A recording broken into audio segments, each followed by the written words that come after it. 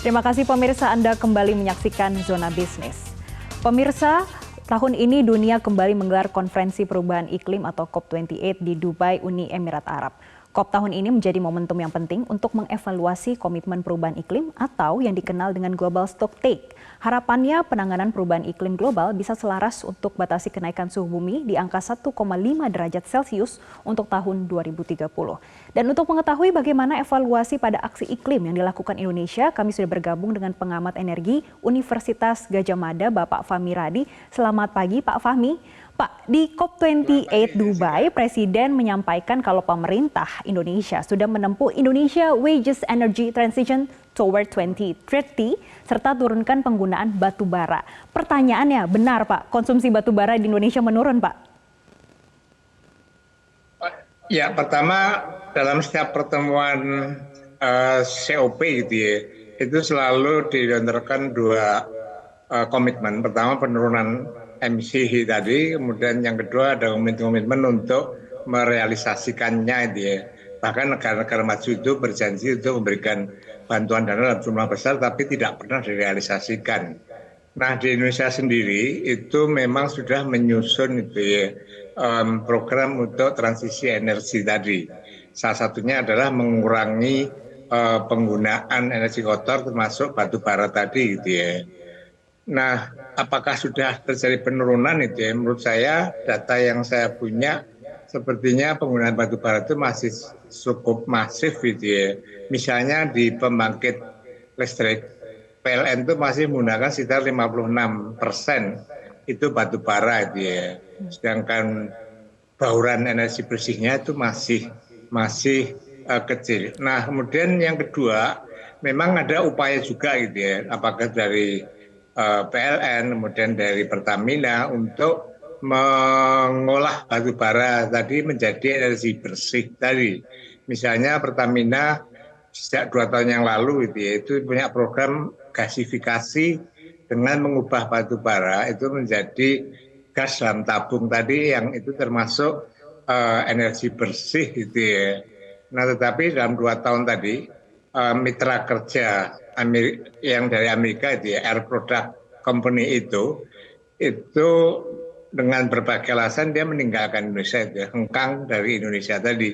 Nah, dengan kepergian partner tadi, Pertamina nggak bisa apa-apa karena masalah yang dihadapi Indonesia saat ini, pertama ketersediaan dana yang terbatas dan yang kedua kita nggak punya teknologi.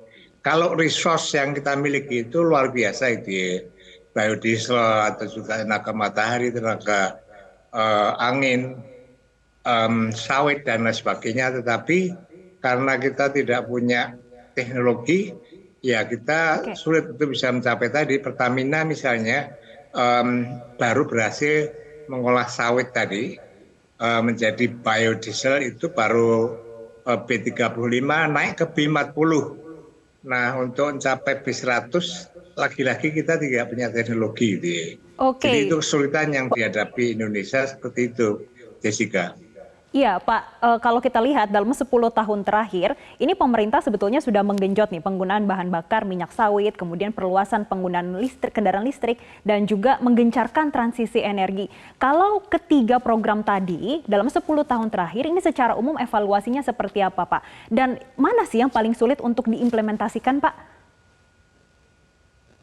Ya, jadi kalau melihat programnya itu sudah on the right track gitu ya, karena ada 3 sektor penyumbang terbesar karbon tadi. Yang pertama adalah knalpot kendaraan bermotor, kemudian yang kedua pembangkit listrik yang menggunakan batu bara, yang ketiga adalah asap dari pabrik.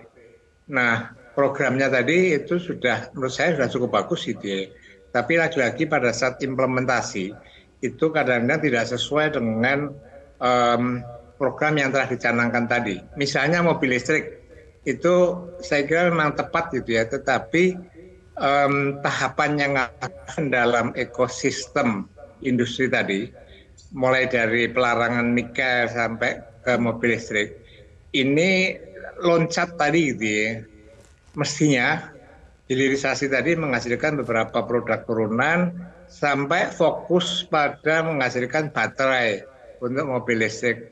Nah, kalau itu sudah ada, maka baru kemudian mobil listrik. Sekarang enggak, yang digenjot adalah mobil listriknya dulu. Bahkan berbagai kebijakan untuk subsidi, kemudian penghapusan TKDN, itu dalam rangka mendorong kendaraan listrik tadi. Nah, kalau itu yang dilakukan, maka kita hanya akan tergantung lagi pada produsen-produsen mobil listrik dari luar negeri. Kita hanya akan jadikan sebagai pasar saja gitu. Nah, ini kurang tepat menurut saya gitu ya.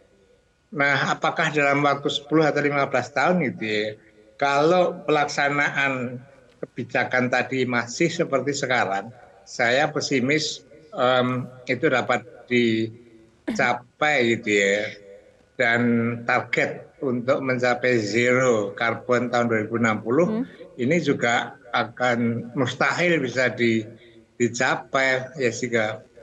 Oke, baik. Perlu banyaknya evaluasi terkait dengan aksi iklim pemerintah, terutama untuk jangka panjang. Terima kasih Bapak Fahmi Radi selaku pengamat energi dari Universitas Gadjah Mada sudah memberikan insight kepada kami di Metro TV.